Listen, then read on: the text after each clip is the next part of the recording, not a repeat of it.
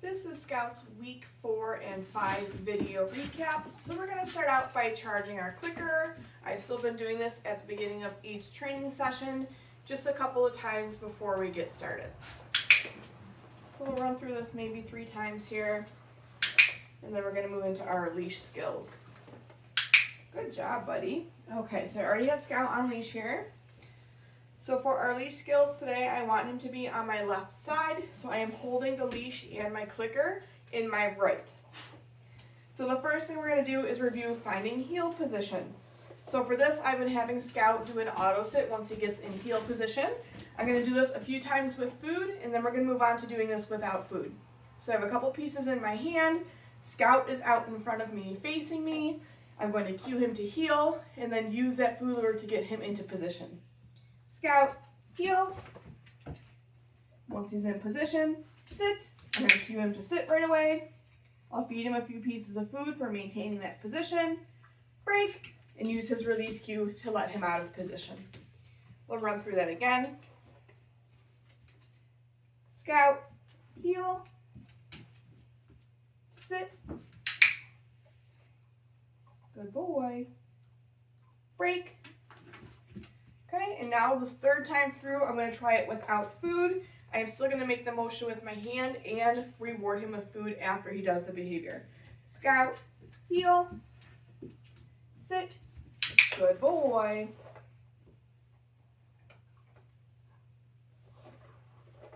Break.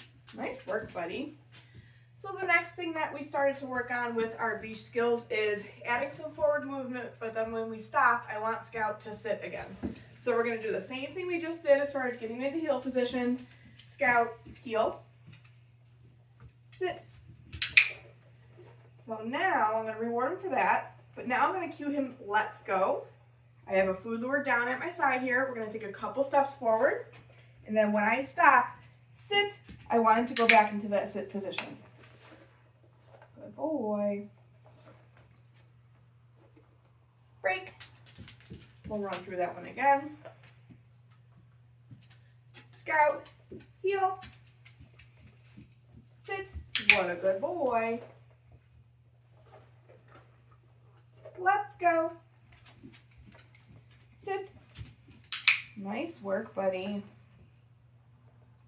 Break. Good job, bud. So the next thing that we started to introduce with Scout is 180-degree turn. So we're going to cover 2 different ones. The first one is a U-turn is what I like to call it. This is where Scout is on my left side. I'm turning around in the other direction, but I'm keeping him on the outside of me. That's the easiest way to turn around with your dog. Here, bud. Okay. Scout, heel, sit. Good boy. So now when I cue him, let's go, we're only going to take a few steps before we have to turn just because we're kind of in a tight spot here. But I'm going to use a food lure to help him out the first few times. Let's go. So our U-turn is when I turn away from him and keeping him on the outside of me. And I will click and reward after we have both completed that turn. So we'll do this a few times.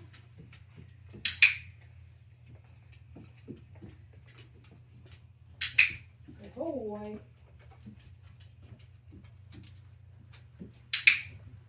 And then when I stop, sit. Good boy. Break. Nice work, buddy. We'll run through that one again. Scout, heel, sit. Good boy. Let's go.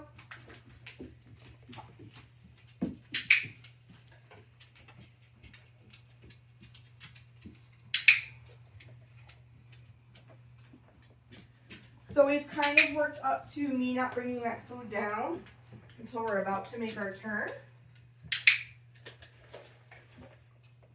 Sit. Good boy. So when I'm practicing this with Scout, break, I will keep it short. So I'm not going to try to walk with him 3 houses and work on this. Like right now, he's doing really well with this in the house. And then I would suggest practicing it in your backyard or your driveway up close to your house and slowly starting to add in distractions and slowly building distance on this.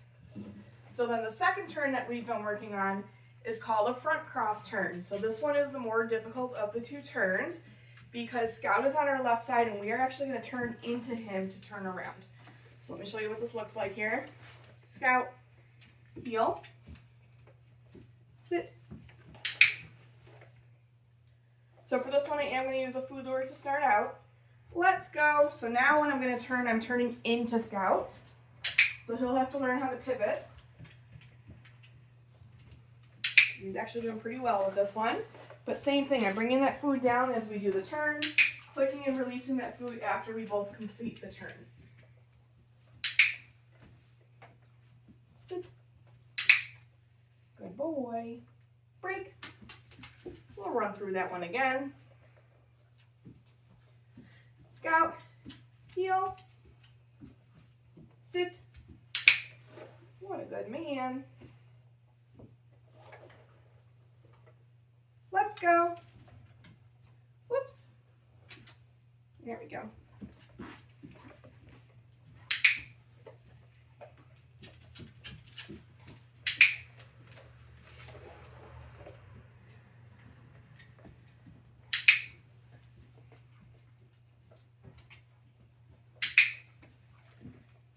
Sit. What a good boy. Break. So our front cross turn is the more difficult of the two turns because if our dog is too far ahead of us when we're walking with them in heel and we go to turn, we're going to bump right into them. So I think the most important piece of this skill is making sure that when we go to do our turn, our dog is right at the seam of our pants so that when we go to turn, we're not bumping into them. Good boy. Good job, buddy. Nice work. Scout, heel.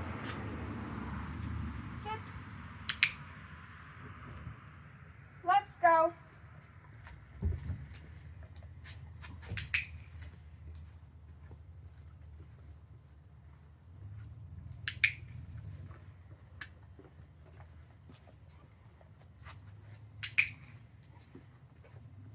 What a good boy.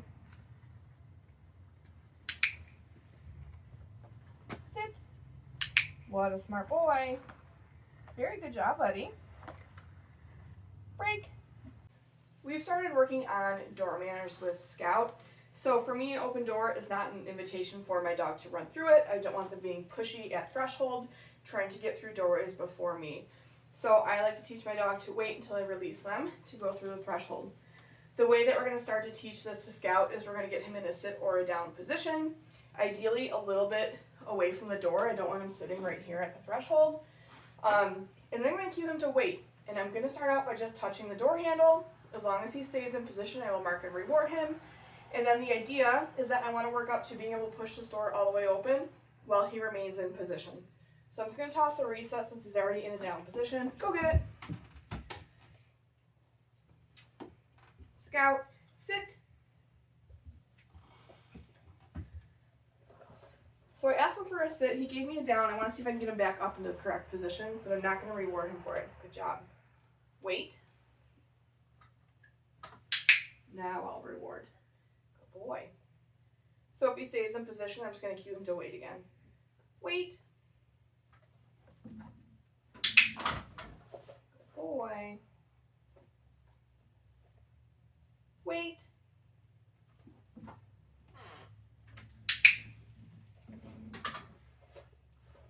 Good job, buddy. Wait. Good boy. Okay, I'm going to toss a reset cookie. Go get it. And then we're going to do this just a few more times here. Scout, sit. Good boy. So he keeps going into this down when I'm asking him for a sit, so I am making him correct himself because I don't want him to get confused between what sit and down mean. Wait. Boy. Okay, on this next repetition, I'm going to see if I can take one step through the threshold here. Wait.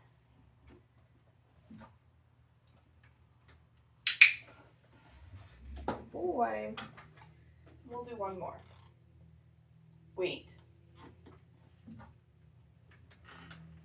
Good boy. Nice work, buddy.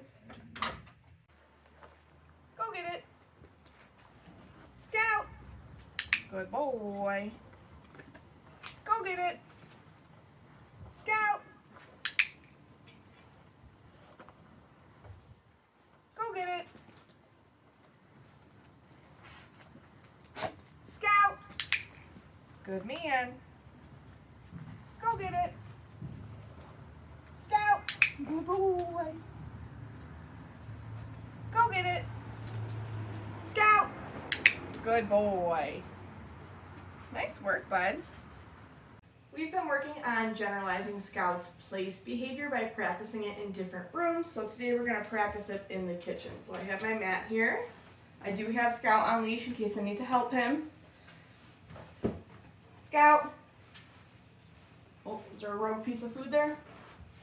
Place. Good boy. So rewarding him for initially going into that down position on the mat.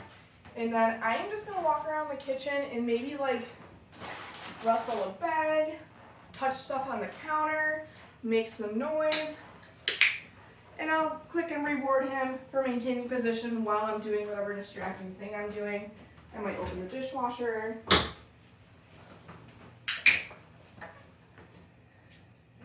maybe like jostle the doorknob. So if he gets up, I'm just going to say, uh-oh, and then bring his leash over. I'm going to point to the mat, help him get back into position. But I'm not going to reward him right away. I'm going to hold off a moment or two. So maybe do an easy repetition, and then I'll come back and click and reward. So the reason that I am not rewarding him for helping him back on the mat is because he got off the mat without us telling him that he could. And if we take him back to the mat and reward him every time, he's going to quickly learn all I have to do is get off the mat, get back on, and you're going to give me food every time. So if we have to help the dog make a correct choice, I don't like to reward immediately. I'll do an easy repetition, and then I'll go and reward.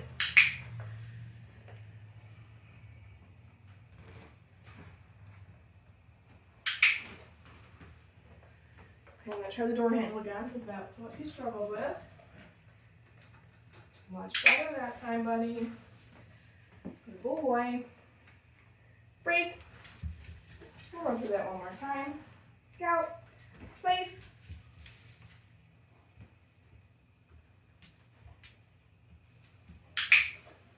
Gonna need a bigger mat soon, bud.